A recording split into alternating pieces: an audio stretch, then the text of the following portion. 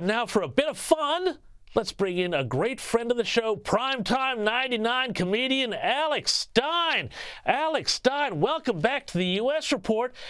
I love your work for one reason. You go onto the front lines of the lunacy and the idiocy of the world that we live in so that I don't have to. And tell us about this here. You went and attended a Queers for Palestine protest in Dallas. I'm going to give our viewers a little taste, and then I want you to tell us about it. Let's have a look at this. Are there pride parades in Palestine? I will not talk to the media. Gays are not allowed to be in Palestine. You know that. I'm scaring everyone. I'm not scaring anyone. You use your body, right? Use my body. Yeah, you're using your body. Hey, throw your ass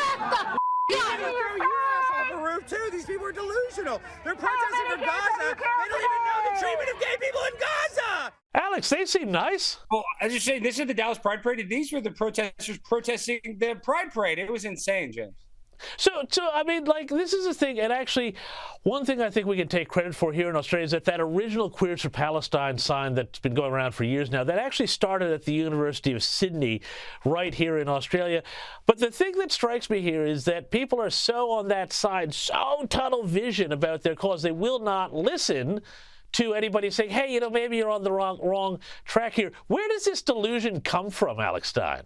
I think it comes from brainwashing. I think it comes from indoctrination because let's be real.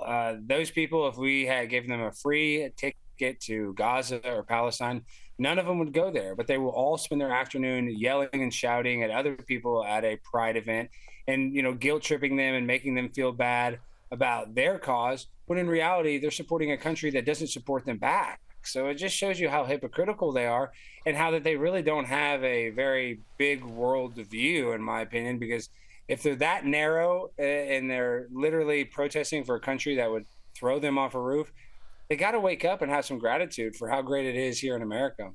Yeah, but I mean, to have gratitude, you've got to feel happy, and I think these people don't feel very happy. But I think one of the things, too, and I'd love to get your take on this, because, yeah, there's a lot of leftist anti-Semitism and Marxism and glorification of third world nonsense all wrapped up in these protests.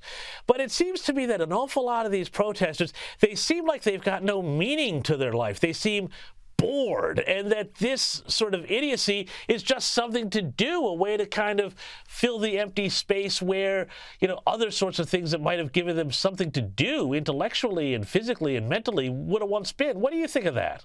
You're exactly spot on. You're 100% correct, because these are the holdovers from the BLM riots.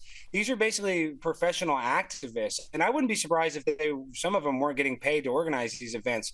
So these are people that don't have anything better to do than go on the street and yell at other people and try to guilt people and try to virtue signal.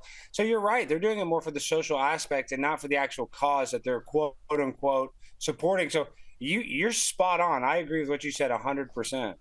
Yeah, and Alex, too, I mean, it's funny, interesting, some of the backlash here. I sometimes wish that I, made, a lot of money so that I could withhold donations that I once gave. But, some of these alumnus are doing some amazing things. One Columbia University alum has apparently donated anonymously $260 million to one of Israel's largest universities to get back at Columbia for the way they've coddled these protesters.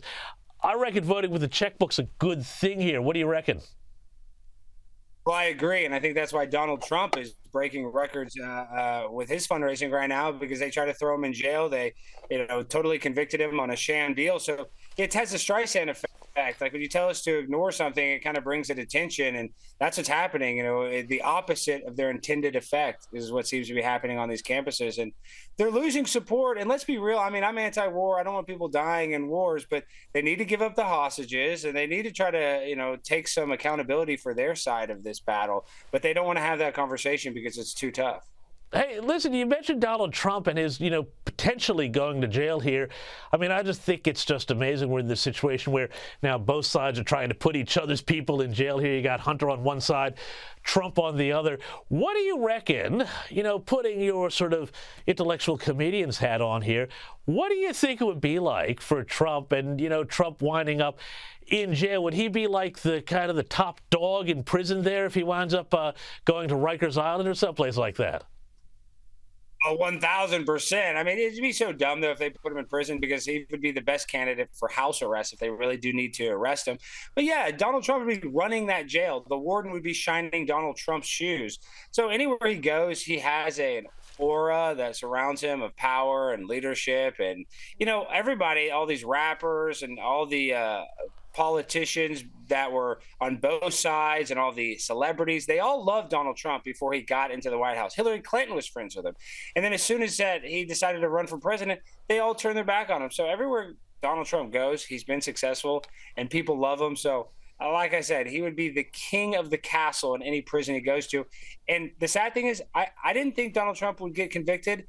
So now it's making me think that they are going to throw him in jail, because it's kind of like expect the unexpected in this situation. It's pretty wild stuff. Alex Stein, thanks always for your analysis and your good times. You can check him out, Alex Stein, Primetime 99. Now, Only in America is next, but of course, Joe Biden's general debility has not gone unnoticed by Team Trump. A new ad's just dropped. Look, I'm not a young guy. That's no secret.